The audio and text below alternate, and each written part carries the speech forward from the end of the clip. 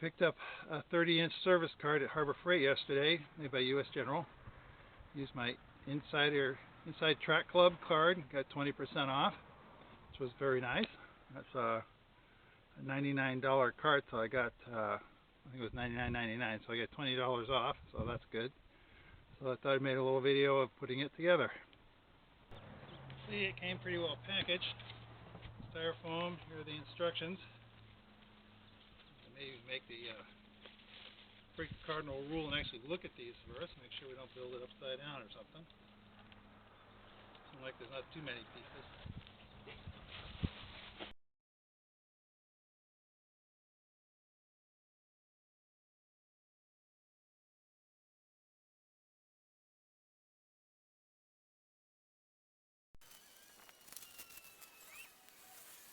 So I unpacked everything, took an inventory, and we're short one small washer, which for me not that big a deal. I've got plenty of washers around.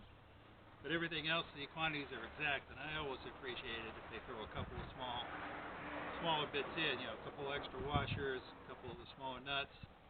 Because, you know, for me, if I lose one, it's not that big a deal, but for a lot of people, they don't have metric hardware laying around, and they're trying to cobble something in. So, be that as it may, it says to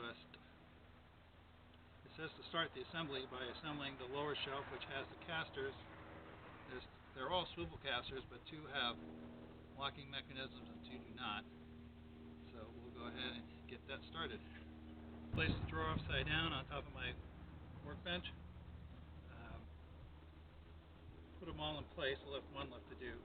So it's the carriage bolt, comes up from underneath, the square hole in the plate which holds it, large flash washer, and then one of these lock nuts. And then what I need to do, I'm using my earthquake battery operated ratchet from Harbor Freight. Oop, works better going the right way. And not too tight because it's not very big board.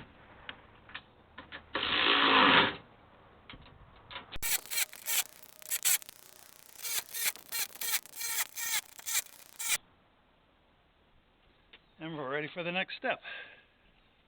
The next step is to attach the upper shelf to the drawer frame using the 4 hex head bolts. These are 14 millimeter heads, by the way. 4 washers and the 4 plain nuts and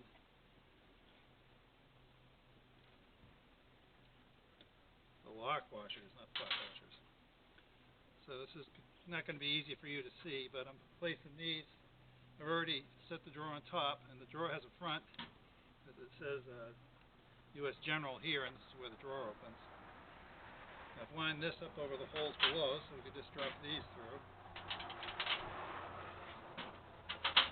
And then, again, I've got the end of the shells hanging over the edge of my toolbox, so I can just reach up and get a nut started.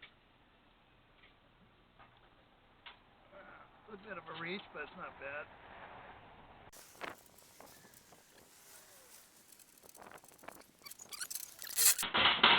We'll do the same on that end. So I put all 4 legs up just loose. It's the small bolt with the Phillips head, 10 millimeter lock nut, small washer. Found the easiest thing was to get your first bolt, hold it with your thumb, and that'll hold the leg. Get your nut started, but after that, go ahead and get a Phillips head. Use the Phillips head to hold it, put it through the hole.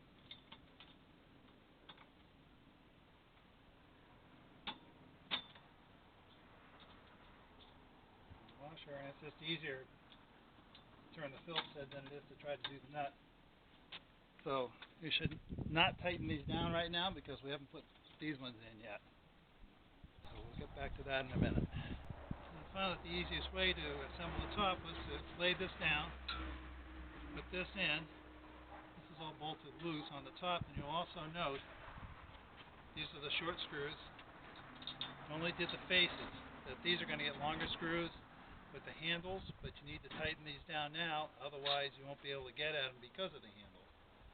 So when you do that, you want to make sure the corners are tight of the tray, so I did have one that was splayed just a tiny bit, but these ones are all tight. And then go ahead and tighten these up. Now, I don't normally tighten things up before everything's in place, but we just don't have a choice on this one.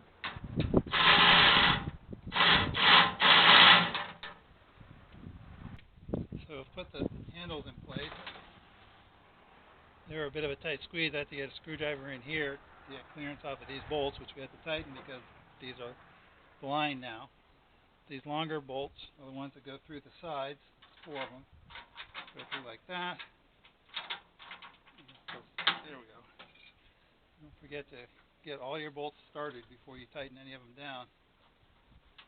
And that goes on there. Now we can go back and just tighten up everything.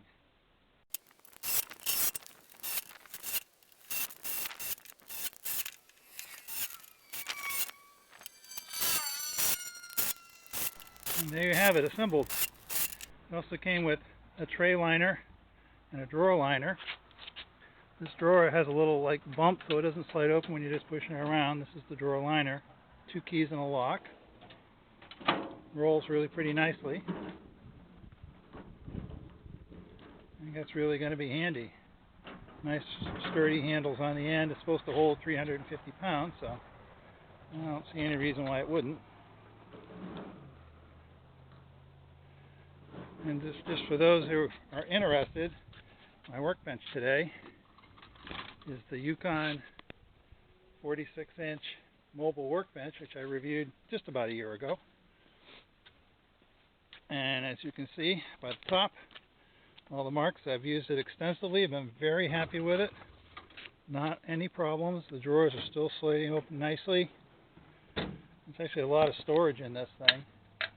And as you know, I bolted down this Wilton vise, and that's been just so nice. It's so handy that, I mean, you can still use it as a vise to some degree, but I mean, it's on something fairly flimsy, so you can't sit here and do universal joints with a 3-pound sledgehammer or anything like that. But you know, just if nothing else, something to have a third hand to hold on to things while you work on them and stuff.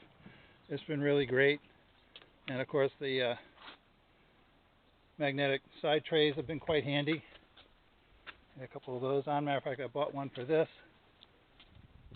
That's it right there. Just one of the little spray can ones. Didn't want to put too much. I don't really want to keep a lot of tools in here. I may keep, well, I will keep a few in here. I'm not quite sure what yet, but it's probably things that I don't use all that often. Free up a bit of space in my bigger toolbox. So that's been my review of the Harbor Freight service cart with a drawer. It's 30 inches by 15, I believe. Looks pretty nice. And like I say, with the Inside Track Club card, 20% off last weekend, which is not always 20% off, but if you watch the emails that come through. So that was pretty nice. Like I say, I saved 20 bucks on that, and I think I saved a couple dollars on that. And when I was out of there, I saved about $25 with that card.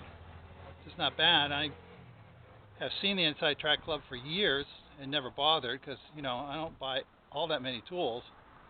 But I wanted to buy a new hydraulic 3-ton jack, and the discount with the Insider Track Club paid for the Insider Track Club. So in a sense, I bought the jack, I got the Insider Club track free, and since then I've saved, I don't know, 50 or 60 bucks in the last couple of months, so that's not bad. Anyway, don't forget to like and subscribe, and we'll see you all next time.